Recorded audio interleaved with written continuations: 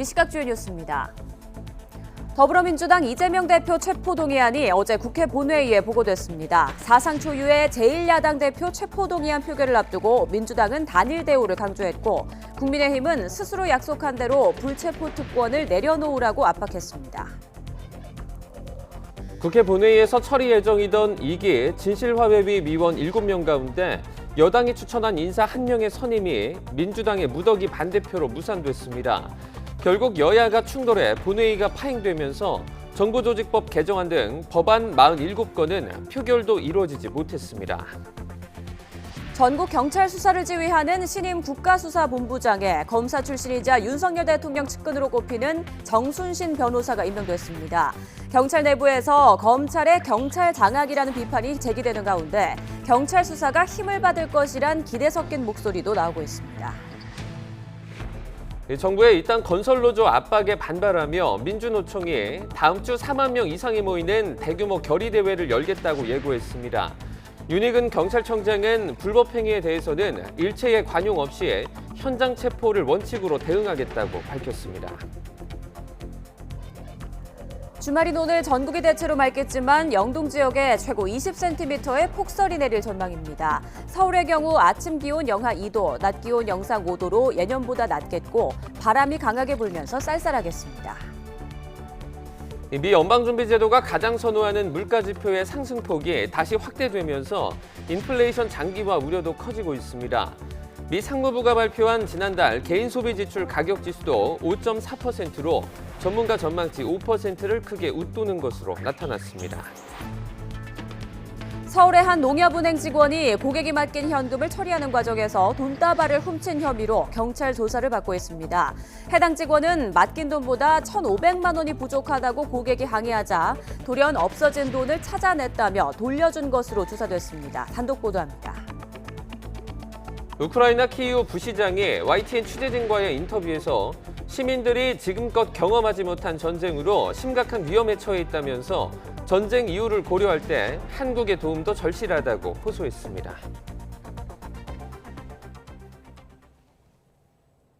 시청자 여러분 안녕하십니까? 토요일 굿모닝 YTN 시작합니다.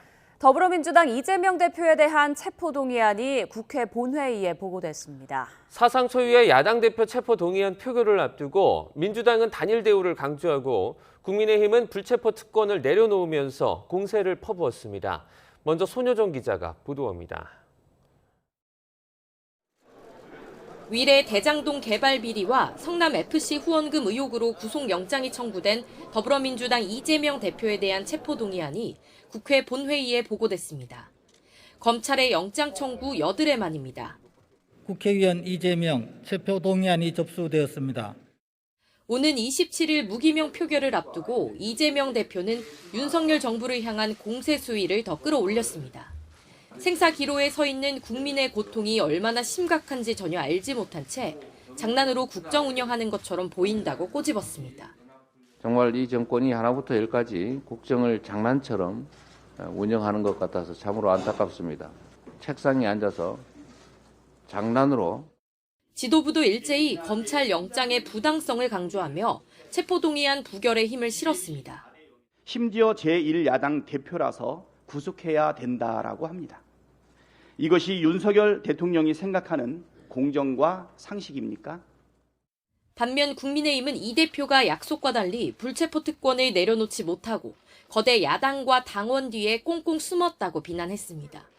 정말 죄가 없다면 의원들에게 1대1 읍소를 하는 대신 방탄 철옹성에서 나와 판사 앞에서 영장 심사를 받으면 될 일이라고 이 대표를 거듭 압박했습니다. 4년 전 조국 장관 모습과 어찌 그리 흡사한가요? 청문회 가서 다 설명해도 될 일을, 검찰에 가서 설명해도 될 일을 굳이 기자들 불러 모아놓고 자기 해명에만. 앞서 불체포 특권을 포기하고 영장 심사를 받았던 친윤계 핵심 권성동 의원도 이 대표가 불체포 특권을 내려놓지 못하는 건 자신의 혐의에 대해 자신이 없기 때문이라고 지적했습니다. 본인의 그 혐의 사실을 본인이 지금 보기에는 인정한다는 얘기죠. 내심으로는 자신이 없기 때문에 여러 가지 변명을 하고 말씀이 많으신 것이 아닌가. 다음 주 월요일 헌정사 초유의 현직 야당 대표에 대한 체포동의안 표결을 앞두고 주말 동안 여야가 치열한 여론전을 벌일 것으로 전망됩니다. YTN 손효정입니다. 정의당 이은주 원내대표는 더불어민주당 이재명 대표가 불체포 특권을 포기하고 영장심사를 받아야 한다고 주장했습니다. 이 원내대표는 국회 비교섭단체 대표연설에서 이 대표가 지난 대선에서 불체포 특권 포기를 공약한 바 있다며 이같이 밝혔습니다.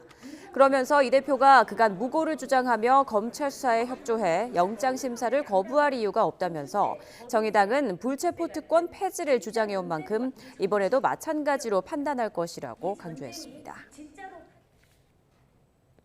민주당은 일단 모레 월요일 이재명 대표의 체포동의안 표결에서 압도적 부결을 자신하고 있습니다. 하지만 불체포 특권에 대한 부정적인 여론에 여당의 비판, 그리고 당내 사퇴 여론까지 이어지면서 체포 동의안이 부결돼도 이 대표와 민주당에는 큰 정치적인 부담이 될 것이란 해석도 나오고 있습니다.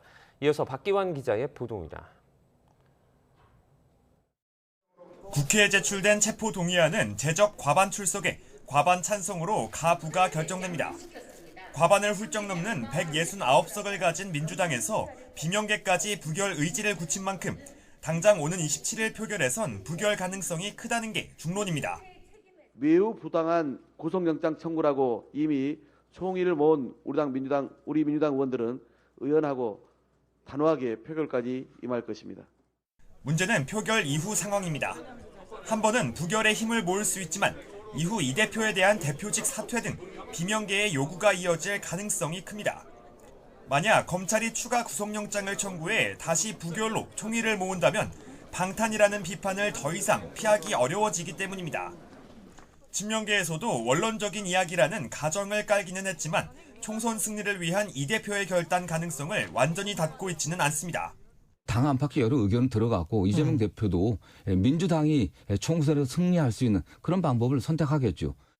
여기에 최근 여론조사에서 이 대표에 대한 구속이 필요하다는 의견이 더 많았고 불체포 특권에 대한 폐지가 유지보다 압도적으로 높다는 점 역시 민주당에게는 부담으로 작용할 수밖에 없습니다. 국민의힘도 이런 기류를 읽고 민주당 내 이탈표를 거듭 자극하고 있습니다. 이제는 국회가 이재명 방탄을 끝내고 일 좀 해야 하지 않겠습니까? 이재명 대표는 여의도 방탄 철옹성에서 나와 대국민 사과를 하고 오는 27일 체포 동의안이 부결된다고 해도 이재명 대표와 민주당이 넘어야 할 산은 만만치 않아 보입니다. 여기에 추가 구속영장이 청구될 경우 이 대표의 리더십도 크게 출렁일 수밖에 없을 것으로 전망됩니다. YTN 박견입니다. 여야가 이견을 보여온 3월 임시국회 개회일이 2월 임시국회 회기 종료 바로 다음 날인 3월 1일로 정해졌습니다. 김진표 국회의장은 어제 더불어민주당 박홍근 의원 외 168명으로부터 국회 임시회 소집 요구가 있었고 국회법에 따라 다음 달 1일 오후 2시부터 임시회를 소집한다고 공고했습니다. 국회법은 임시국회 소집 요구가 2건 이상일 땐 집회일이 빠른 것을 공고해야 한다고 정하고 있습니다. 더불어민주당 이재명 대표와 검찰이 배임 액수를 두고 연일 치열한 장외 공방을 벌이고 있습니다. 입증이 까다롭고 논란의 여지가 있는 배임죄보다 결국 비교적 사실관계가 간명한 성남FC 사건이 뇌관이 될 것이란 분석도 나오고 있습니다. 김다연 기자입니다. 대장동 사건을 수사하는 검찰과 이재명 민주당 대표는 배임 액수를 두고 다른 셈법을 펼치고 있습니다. 검찰은 4,800억 원을 손해액으로 보고 있지만 이 대표는 오히려 5,500억 원을 거둬들인 사업이라고 자평하고 있습니다. 물론 결과적으로 성남시가 큰 손해를 봤다고 해도 바로 배임죄가 성립하는 건 아닙니다. 고의성이 인정돼야 하는데 위험이 내재된 경영상의 결정은 형사 책임을 묻는 데 신중해야 한다는 대법원 판례도 있을 만큼 입증이 까다롭습니다.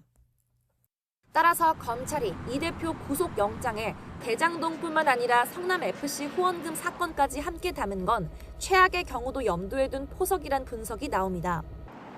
후원금 사건은 이 대표가 성남FC 구단주로 있으면서 네이버나 두산건설 등 기업의 민원을 해결해주는 대가로 133억 원가량을 구단에 유치했다는 게 핵심인데 돈이 이 대표에게 직접 간 건 아니라서 제3자 뇌물죄가 적용됐습니다. 제3자 뇌물죄는 부정한 청탁이 인정돼야 하는데 검찰은 구속영장에 기업의 건축 인허가나 규제 완화, 용도 변경 요구 따위를 청탁으로 규정했습니다. 그러면서 이 대표가 인허가 장사를 해가며 거액의 후원금을 유치했고 액수까지 일방적으로 정해줬다고 적시했습니다. 범행 기간이나 사실관계, 액수가 대장동 배임죄보다는 훨씬 간명해서 여론의 관심에 밀렸던 뇌물죄가 오히려 검찰 입장에선 승산이 더 있을 거란 전망이 나오는 이유입니다. 특히 뇌물 액수가 커서 가중처벌이 적용되기 때문에 무기징역까지 나올 수 있다는 점도 검찰에겐 유리한 지점입니다. 검찰은 이 대표 혐의를 지방자치 권력의 사유화로 통칭하고 있는데 굳이 다른 청에서 수사하던 두 사건을 묶어 구속영장을 청구한 건 위험 부담이 적은 패도 같이 쥐고 가겠다는 뜻으로 해석됩니다. YTN 김다연입니다. 곽상도 전 의원의 50억 뇌물수수 의혹 사건 항소심이 부패 사건 전담 재판부에 배당됐습니다. 서울고등법원은 뇌물 등의 혐의로 재판에 넘겨진 곽 전 의원의 항소심 사건을 부패 사건 전담 재판부인 형사 3부에 배당했습니다. 앞서 곽 전 의원은 아들 퇴직금 등의 명목으로 대장동 일당에게서 50억 원을 수수한 혐의 등으로 재판에 넘겨졌습니다. 지난 8일 1심은 곽 전 의원의 뇌물 혐의는 무죄로 판단하고 남욱 변호사에게서 정치자금 5천만 원을 불법 수수한 혐의만 유죄로 인정해 벌금 800만 원을 선고했습니다. 검찰은 1심 판결에 사실오인, 법리 오해 등 잘못이 있다며 항소했고 항소심에서 공소유지 검사를 추가로 투입하는 등 적극적으로 유죄 혐의를 입증하겠다는 방침입니다. 국민의힘 전당대회에 나선 김기현 후보의 적극적인 해명과 부인에도 울산 땅 의혹을 둘러싼 경쟁자들의 파상 공세는 계속되고 있습니다. 김 후보는 허무맹랑한 궤변이라며 일축했는데요. 민주당까지 전담기구를 띄우면서 이 논란에 가세했습니다. 김경수 기자입니다. 문민정부 30주년 기념식에서 마주친 김기현, 안철수 후보. 환하게 웃으며 손을 맞잡았지만 울산 땅 의혹을 두고는 날선 장외 공방을 이어갔습니다. 자칫 제2의 대장동이 될 수 있다는 안 후보 측 주장에 김 후보는 허무맹랑한 궤변이라며 민주당 이재명 대표나 신경 쓰라고 쏘아붙였습니다. 우리가 지금 상대될 상대방은 우리 당 내부가 아니라 민주당이고요. 그리고 민주당의 이재명 대표입니다. 이재명 대표에 대한 체포동의안 처리에 더 많은 관심과 우리 노력을 쏟아야 할 때입니다. 보란듯 세 번째 정책 비전으로 여의도 부패 정치 척결을 내건 안 후보는 땅 의혹을 제대로 털고 가지 않으면 총선 대패는 불보듯 뻔하다며 맞받았습니다. 해명 기회를 드린 겁니다. 지금 후보들 저 빼놓고는 전부 법조인이거든요. 법조인들이 납득을 못하면 일반 국민이 납득하겠습니까?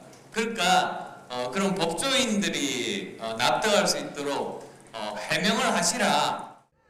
천하람, 황교안 후보도 김 후보의 정확한 해명을 거듭 요구하고 나선 가운데 민주당까지 본격적으로 가세했습니다.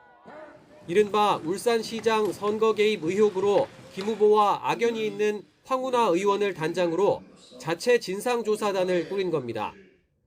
한편 천 후보를 지원하는 이준석 전 대표가 안 후보 측이 응원 전에 아르바이트생을 동원했다는 의혹을 제기하자 안 후보 측은 사실무근이라고 반박하면서 설전이 벌어지기도 했습니다. 전당대회 당원 투표까지는 이제 대구 경북과 수도권 연설회 그리고 마지막 TV 토론회만 남겨두고 있습니다. 김기현 후보는 다음 달 8일 1차 투표에서 승부를 매듭짓겠다는 각오인데 전당대회 막판에 불거진 울산 땅 논란이 변수가 될지 관심입니다. YTN 김경수입니다.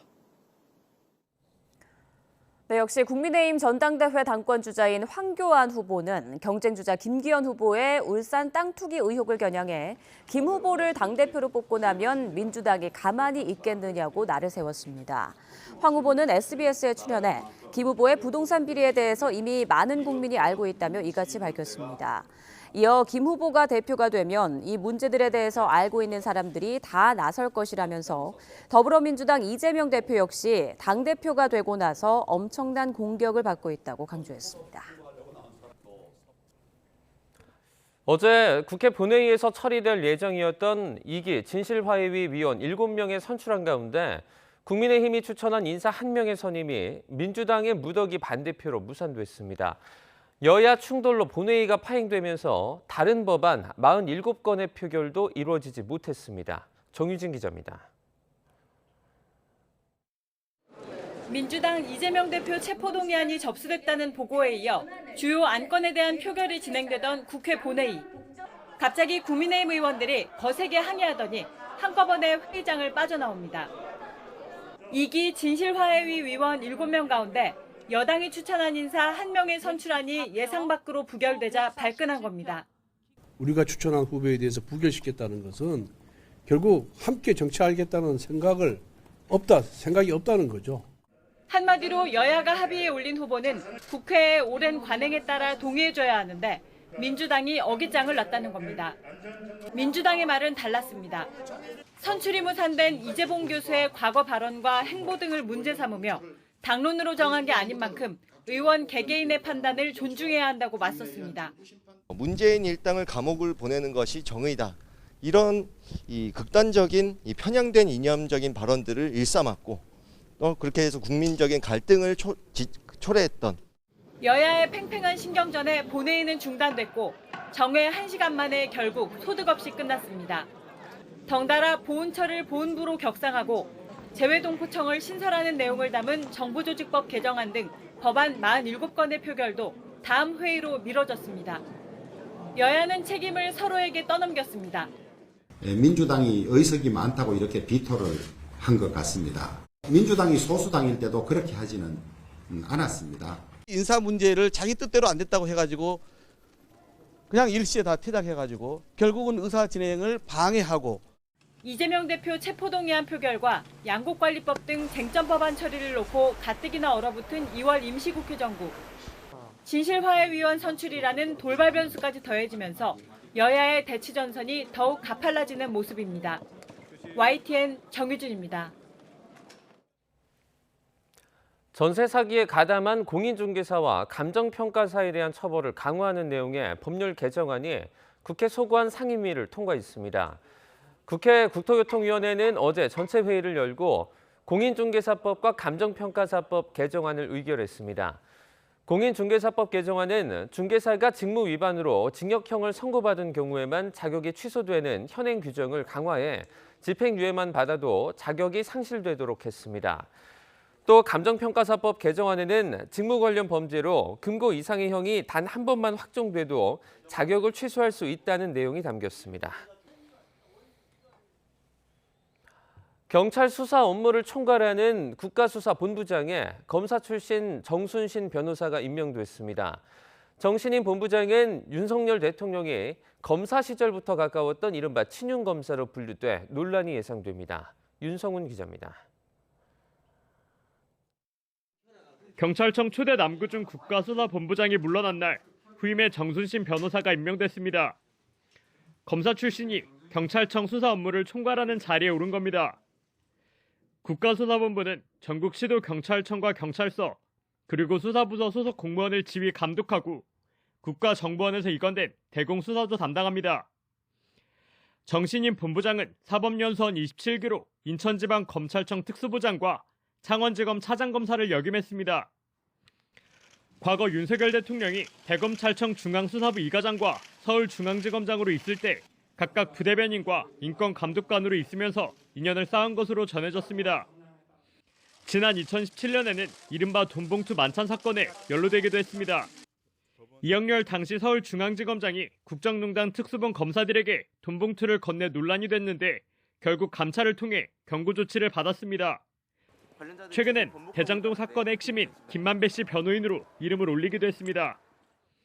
경찰청은 검찰 주요 보직을 주로 거치며 다양한 경험과 노하우를 갖춘 수사 전문가라며 정신인 본부장 선임 배경을 밝혔습니다. 특히 경찰이 1차 수사기관으로 대부분 수사를 맡게 된 만큼 경험 있는 외부 인사를 영입해 책임 수사 역량을 한층 강화할 필요성을 고려했다고 강조했습니다. 하지만 검사 출신을 국가수사본부장에 임명한 데 대해 검경 수사권 조정 취지를 훼손한 것 아니냐는 비판이 나옵니다. 윤희근 경찰청장은 YTN과의 인터뷰에서 장단점을 모두 고려한 인사라고 설명했습니다. 검사 출신으로 내부 반발 우려가 좀 있을 것 같은데 어떻게 보실까요? 뭐 그런저런 장단점을 다 고려했고요. 네, 고려해서 지금 추천을 그렇게 했습니다. 네. 혹시 뭐 윤석열 대통령과의 연이 있어서 뭐 이런 이유는 없을까요? 글쎄요, 뭐 그렇게 하지는 않았다고 생각합니다. 윤석열 대통령 임명 절차까지 마친 정순신 신임 본부장은 오는 27일 정식 취임해 2년 동안의 임기를 시작합니다. YTN 윤성훈입니다. 더불어민주당은 윤석열 대통령이 국가수사본부장에 검사 출신 정순신 변호사를 임명한 것과 관련해 경찰 조직을 권력의 입맛대로 좌지우지하려는 심산으로 볼 수밖에 없다고 비판했습니다. 오영환 원내대변인은 국회에서 기자회견을 열고 아무리 검찰 공화국이라지만 정부의 모든 자리를 검사로 채우려는 것 아니냐며 검사가 아니면 말도 꺼낼 수 없는 세상이 열렸다고 지적했습니다. 이어 정 변호사는 한동훈 법무부 장관과 사법연수원 동기로 윤 대통령과 가까운 인물이라며 경찰을 한낱 검찰의 수하로 보는 윤석열 대통령의 인식을 확인시켜줬다고 반발했습니다. 이렇게 검사 출신이 국가수사본부장에 임명되면서 경찰 내부에선 사실상 검찰의 수족이 된 것이다. 이런 거센 반발까지 나오고 있습니다. 현 정부가 출범한 이후 행안부의 경찰국 신설에 이어 경찰 내 불만이 계속 쌓이고 있습니다. 우철희 기자입니다. 경찰 내부가 술렁이기 시작한 건 신임 국가수사본부장 공개 채용 절차 때부터였습니다. 친윤 검사 출신인 정순신 본부장의 지원 사실이 일찍이 알려졌기 때문입니다. 현 정부 출범 이후 검사 출신이 요직을 차지하면서 사실상 낙점된 것이라는 소문이 파다했습니다. 그래도 경찰청장 다음 최고위직인 국수본부장에 검사 출신을 앉힐까라는 물음표가 있었지만 곧 현실이 됐습니다. 윤석열 대통령의 최종 임명 사실이 알려지자 경찰 내부에선 거센 반발이 터져나왔습니다. 내부 게시판에는 정말 검찰 공화국이 맞냐부터 축구 국가대표 감독도 검찰 출신이 유력하다는 비아냥까지 올라왔습니다. 수사 분야에 오래 몸담았던 경찰들도 검찰의 수족, 검찰의 하수인이란 원색적인 표현까지 써가면서 모욕적이란 반응을 보였습니다. 2년 전 시행된 검경 수사권 조정에 역행한다는 비판도 자연스럽게 쏟아졌습니다. 수사권 조정이 권한 분산과 상호 견제를 핵심으로 담고 있는데 이제 검찰을 건드리는 수사는 손도 못 댈 것이란 우려 때문입니다. 일부 기대 섞인 의견도 있습니다. 수사 전문가이자 정권 실세인 국수본부장이 있어 경찰 수사가 더욱 힘을 받을 것이다부터 홀대받던 수사 분야로 복귀할까 생각 중이란 말까지 나왔습니다. 또 검사 출신이라고 무조건 반발할 필요는 없다면서 시간을 갖고 지켜봐야 한다는 신중론도 있었습니다. 같은 날 떠난 남구준 초대 본부장은 내부 분위기를 의식한 듯 길게 봐야 한다는 취지의 말을 남겼습니다. 지금 이 순간은 힘들다고 느끼시겠지만 긴 역사의 흐름 속에서 보면 한순간에 불과합니다. 현 정부 출범 이후 행정안전부 경찰국 신설에 이어 이번엔 검사 출신이 국수본부장 자리에 오르면서 경찰 내부에선 비판 여론이 지배적입니다. 검사 출신의 본부장이 이끄는 경찰 국가수사본부의 향후 수사 과정과 결과 하나하나에 한동안 파장이 만만치 않을 것으로 보입니다. YTN 우철입니다. 정순신 신임 국가수사본부장의 아들이 고등학교 시절 학교폭력을 저질러서 전학 조치됐고 정 본부장은 전학을 취소하기 위해 모든 법적 대응을 했던 것으로 드러났습니다. 경찰청은 정 본부장의 아들이 고등학교 2학년이던 지난 2018년 학교폭력위원회에서 전학 처분을 받았다고 밝혔습니다. 괴롭힘을 당한 학생은 극단적 선택을 시도했고 아직 후유증이 있는 것으로 알려졌습니다. 그 뒤 아들 정군은 전학을 취소해달라며 재심과 행정소송, 집행정지 가처분 신청 등 가능한 모든 법적 대응에 나섰으나 대법원에서까지 모두 기각됐습니다. 당시 변호사였던 정 본부장이 법정 대리인을, 또 정 본부장의 사법연수원 동기가 소송 대리인을 맡았습니다. 정군의 학교폭력과 이후 소송 내용은 국수본부장 후보 인사검증 과정에서 파악되지 않은 것으로 전해졌습니다. 윤석열 대통령이 취임 후 처음으로 국가정보원 청사를 방문해 국정원 간부들로부터 새해 업무 계획을 보고받았습니다. 윤 대통령은 어제 국정원 청사에서 김규현 국정원장 등으로부터 업무 전반에 대한 주요 현안과 추진 계획을 보고받았습니다. 윤 대통령은 국가정보원의 본질적 책무는 우리 자유를 수호하는 것이라며 정보기관 직원들의 자세와 마음가짐은 남달라야 한다고 강조했습니다. 또 북한 문제와 관련해선 북한 정권의 오판과 도발을 무력화하고 글로벌 정보전에서 당당히 경쟁할 수 있는 역량을 보여주길 바란다고 당부했습니다. 기시다 후미오 일본 총리는 오는 5월 히로시마에서 열리는 G7 정상회의에 윤석열 대통령 초대 여부가 아직 결정되지 않았다고 밝혔습니다.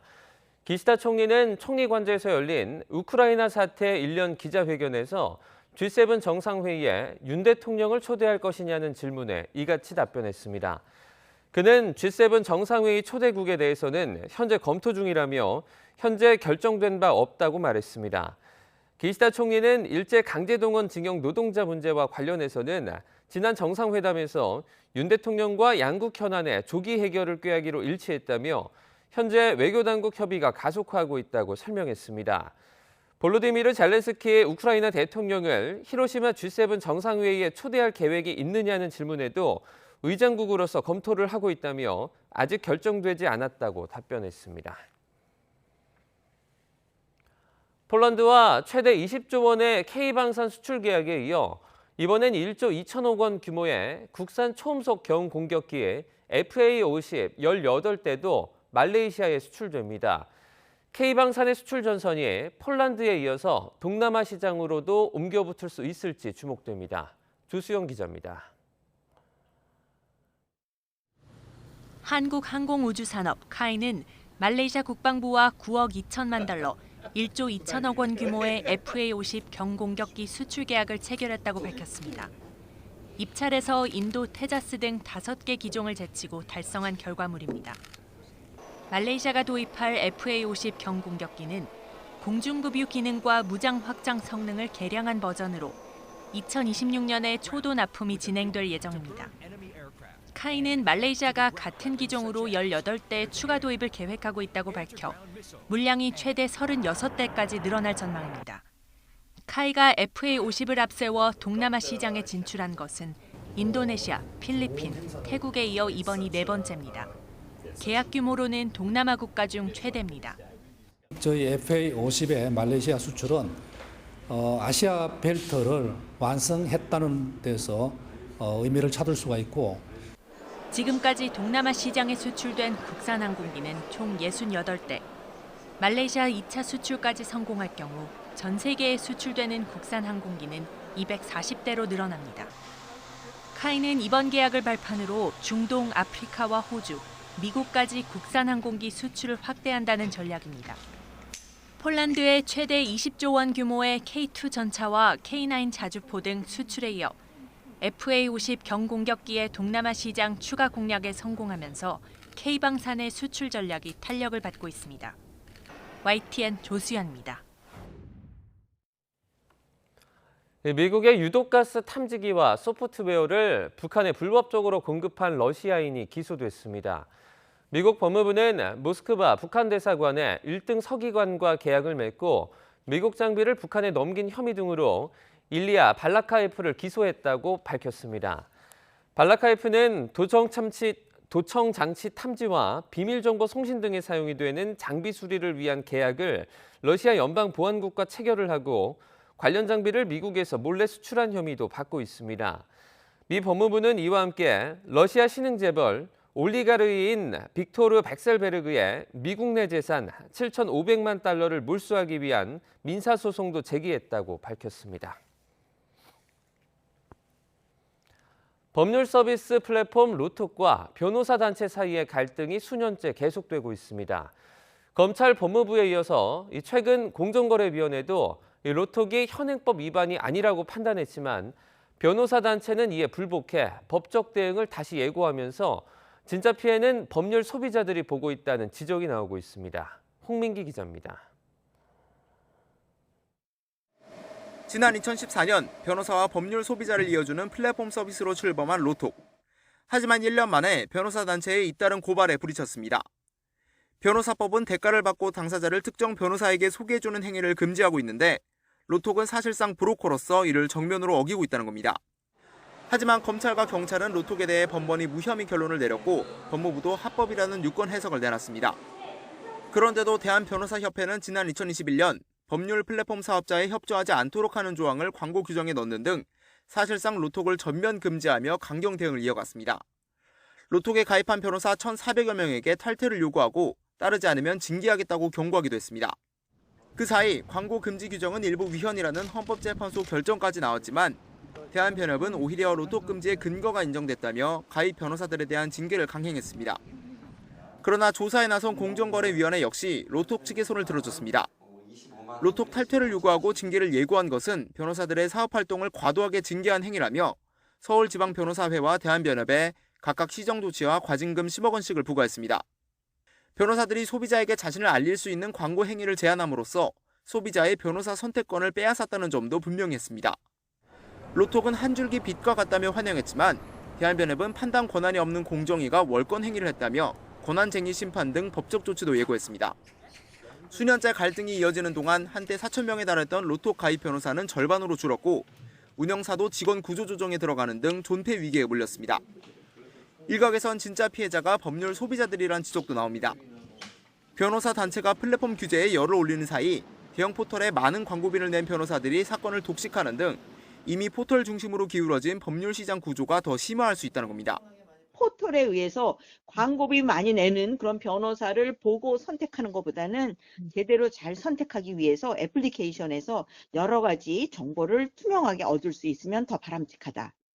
법무부는 이르면 다음 달 초쯤 대한변협이 변호사들에게 내린 징계가 합당한지 판단을 내놓을 예정으로 또 한 번 로톡 측의 손을 들어줄지 주목됩니다.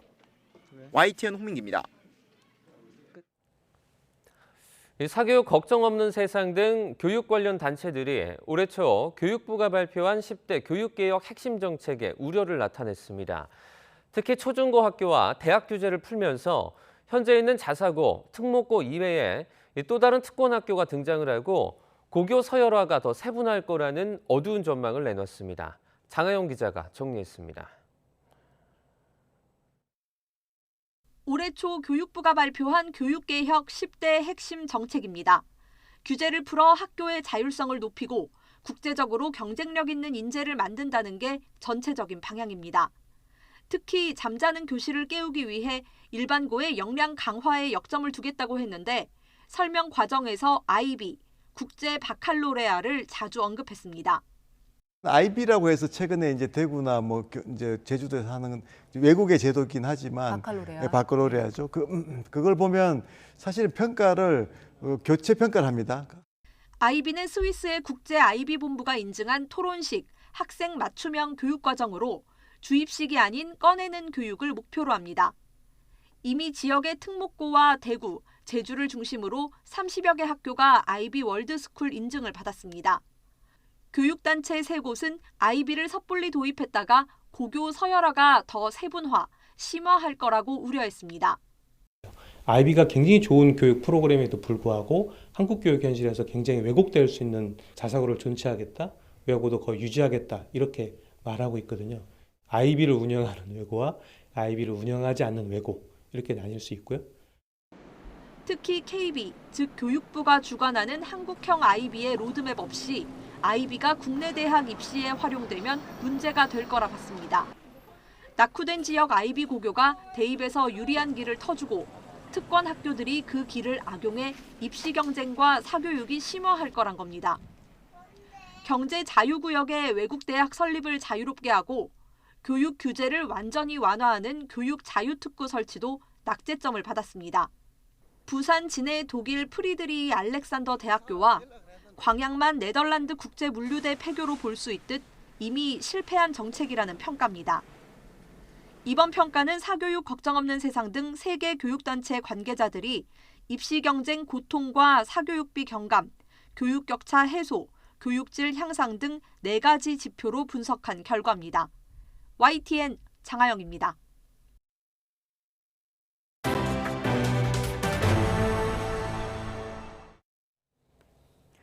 네, 주말인 오늘 전국이 대체로 맑겠지만 영동 지방에는 최고 20cm의 폭설이 쌓일 것으로 보입니다. 기상청은 차가운 고기압이 동쪽으로 확장하면서 오늘 전국에 쾌청하겠지만 지형적인 영향을 받는 동해안에는 비나 눈이 오겠다고 밝혔습니다. 오늘까지 강원 영동에는 최고 20cm, 경북 동해안에는 최고 10cm의 눈이 내릴 것으로 보입니다. 오늘 서울 아침 기온은 영하 2도, 낮 기온 영상 5도로 예년보다 낮겠고 바람이 강하게 불면서 쌀쌀하겠습니다.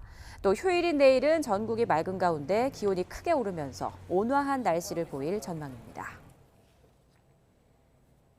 경제협력개발기구 OECD가 우리나라를 코로나19 대응을 가장 잘한 국가에 포함했습니다. OECD는 보건정책연구 보고서에서 코로나19 사망률을 기준으로 회원국을 4개 군으로 분류하며 이같이 밝혔습니다. 코로나19 사망률이 가장 낮은 A군에는 우리나라와 일본, 호주, 덴마크 등이 포함됐고 사망률이 가장 높은 D군에는 체코와 헝가리, 슬로바키아가 들어갔습니다. OECD는 A군 나라들은 보건체계 역량과 정책 수단을 평가하는 지표 등이 OECD 평균보다 높았다고 설명했습니다. 특히 검사와 추적, 격리치료 등 이른바 3T 전략으로 알려진 우리의 대응을 강력한 봉쇄 정책의 모범 사례로 꼽았습니다.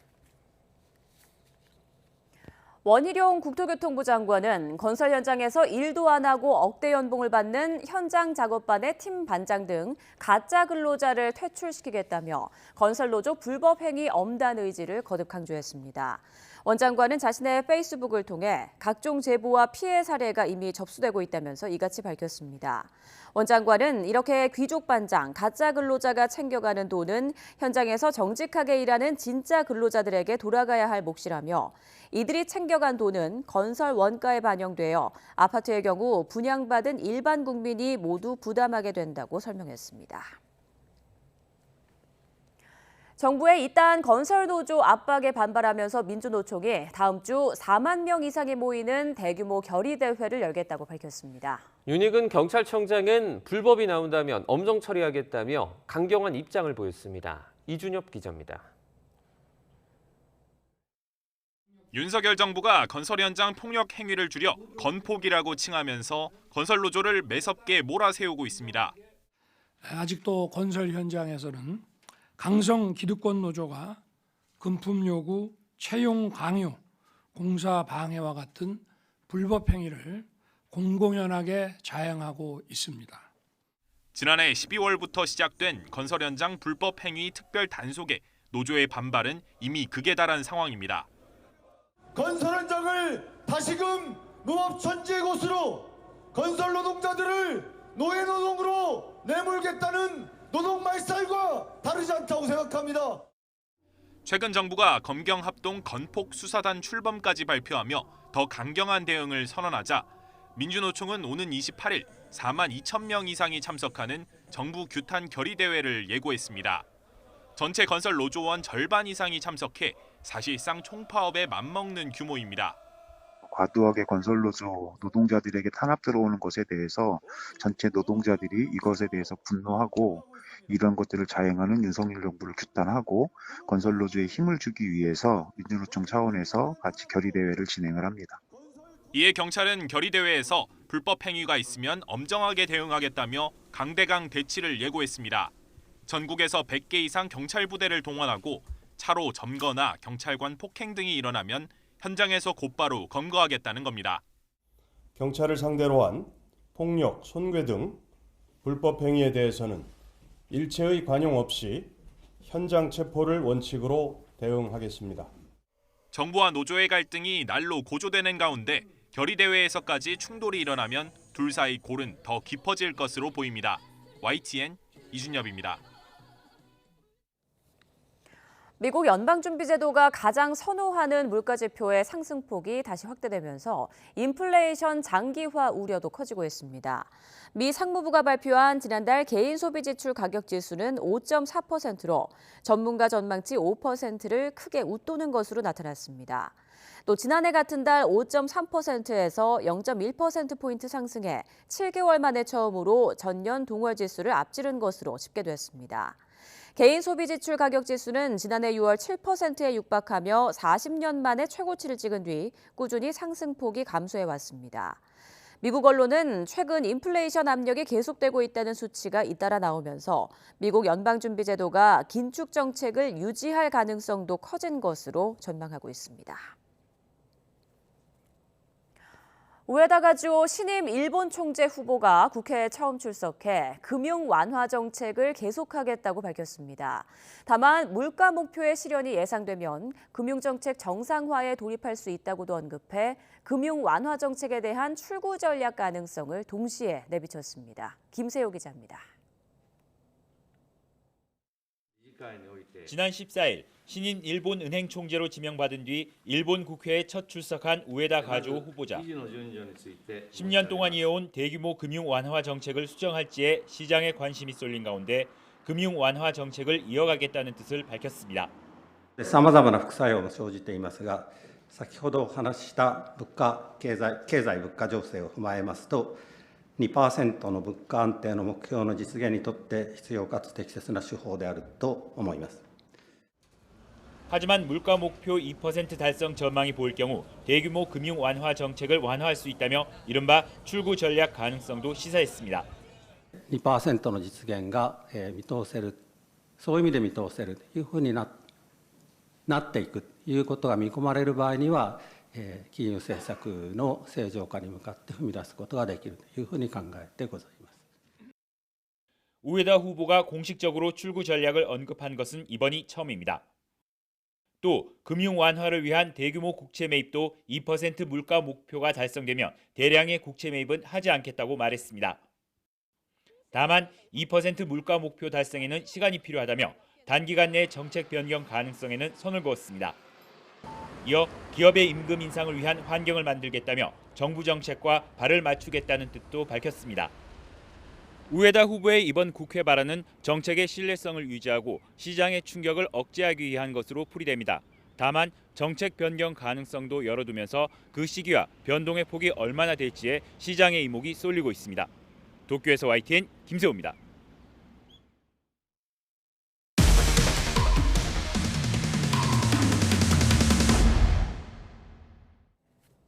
서울의 한 농협은행 직원이 고객이 보는 앞에서 버젓이 돈다발을 여러 개 훔치다가 적발됐습니다. 훔친 돈만 1,500만 원에 달했는데요. 경찰은 절도 혐의로 30대 직원을 수사하고 있습니다. 황보혜경 기자의 단독 보도입니다.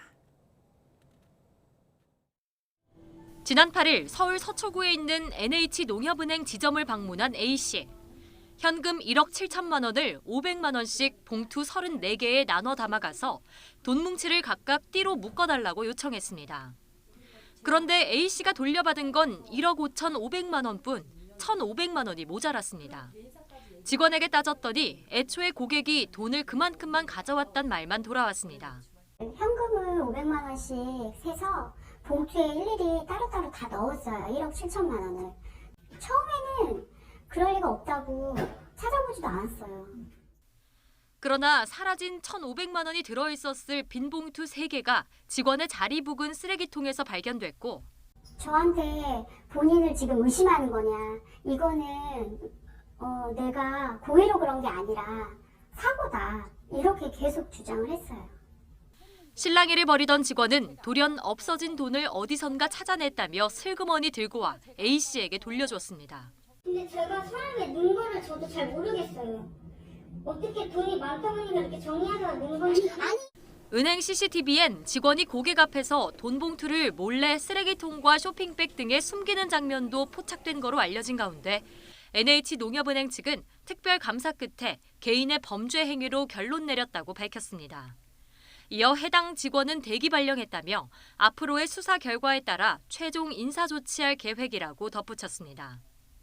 경찰은 절도 혐의로 은행 직원인 30대 여성을 입건하고 자세한 사건 경위를 조사할 방침입니다.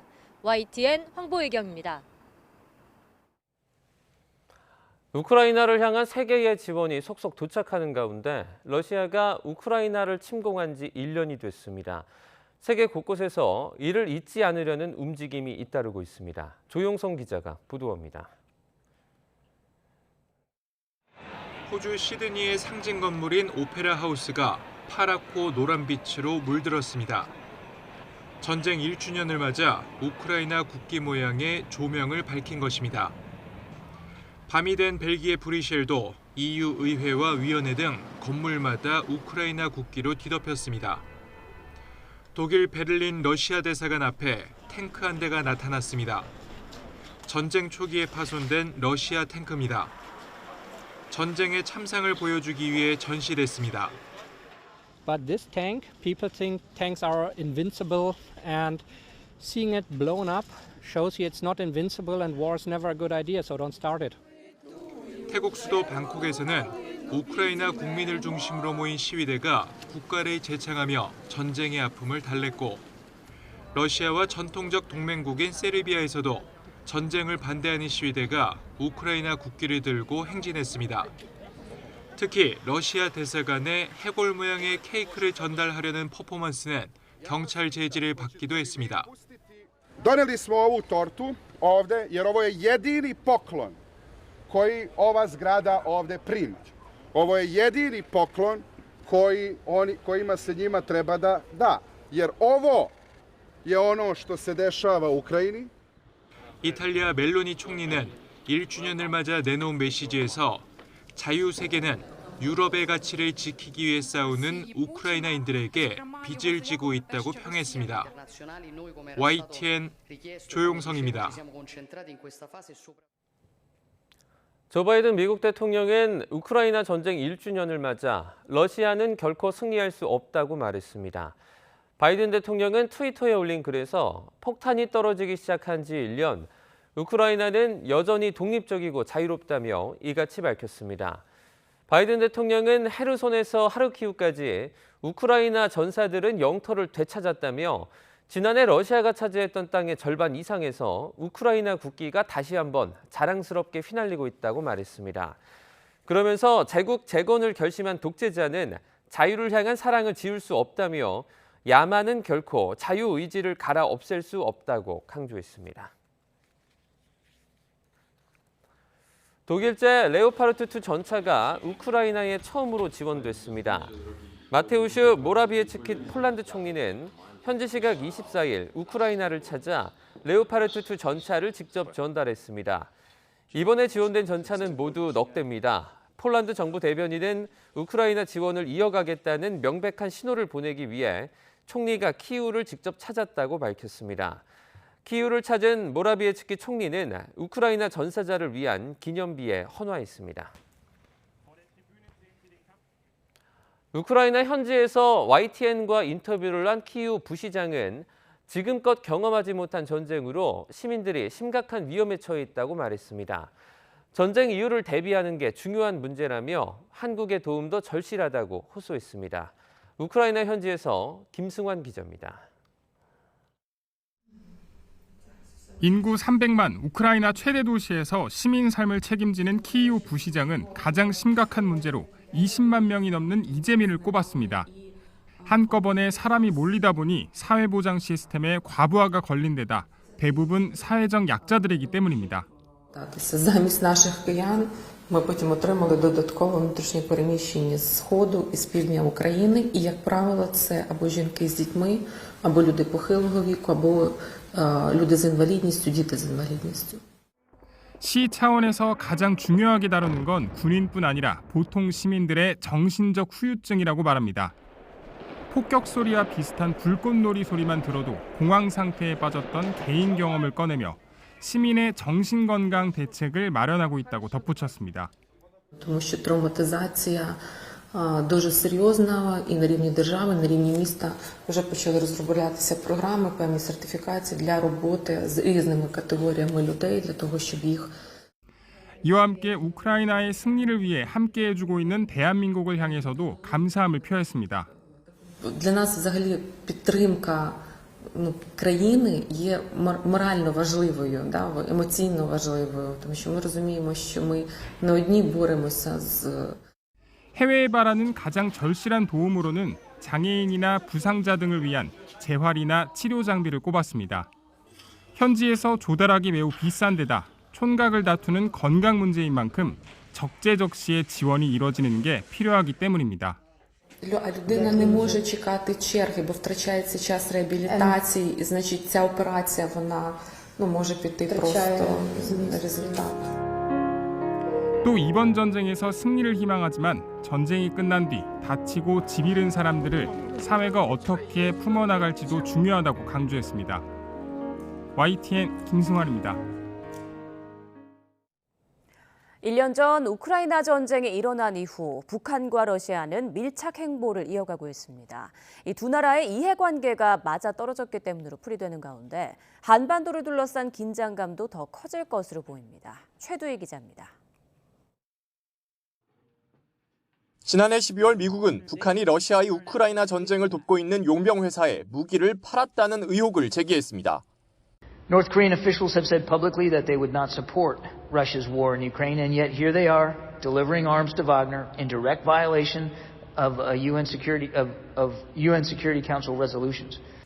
북한은 이에 대해 낭설이라며 부인했지만 지난달 김여정 부부장 명의 담화에선 러시아 군대와 같은 참호에 서 있을 것이라며 지원 의지를 분명히 했습니다.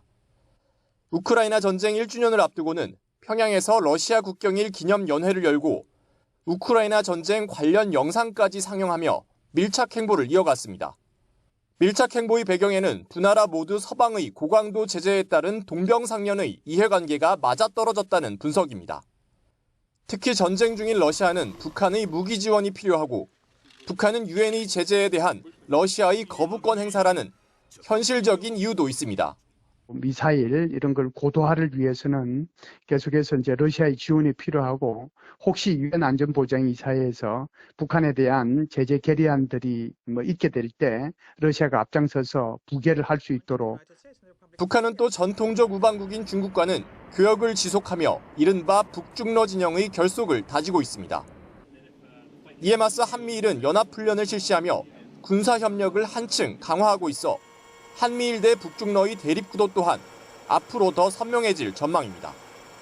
YTN 최두입니다.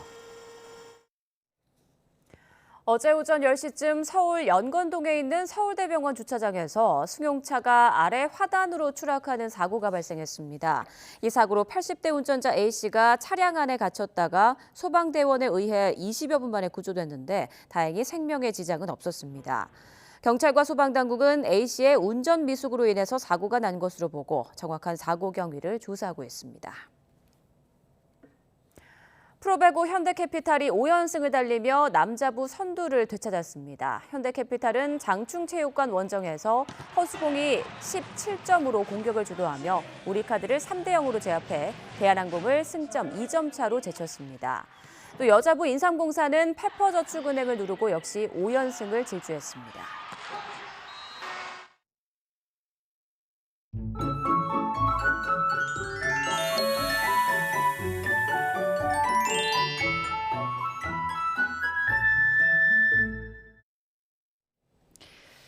오늘 아침 반짝 추위가 찾아왔습니다. 현재 서울 기온이 영하 1.6도, 체감온도는 영하 6.4도까지 내려가 있고요. 이 낮 기온 6도로 어제보다 기온이 낮아서 종일 춥겠습니다. 한편 동해안은 폭설입니다. 현재 영동과 경북 북동부에 대설주의보 내려진 가운데 이미 속초와 삼척에는 5cm가 넘는 눈이 왔는데요. 이 영동 중남부의 많은 곳은 15cm 이상, 그 밖에 동해안으로도 3에서 8cm의 많은 눈이 더 내릴 것으로 보입니다. 영동은 오늘 오후까지, 그 밖에 영동 남부와 경북 동해안은 저녁까지 눈과 비가 이어지겠고요. 그 밖의 지방은 맑겠지만 대기는 건조하겠습니다. 현재 기온 살펴봅니다. 현재 서울이 영하 1.6도, 춘천이 영하 5.5도고요. 낮 기온은 서울이 6도를 비롯해 청주와 대전 6도, 부산은 10도로 예상됩니다. 날씨였습니다. 네, 굿모닝 YTN 1부 마칩니다. 잠시 후 5시 50분 2부에서 뵙겠습니다. 여러분 고맙습니다.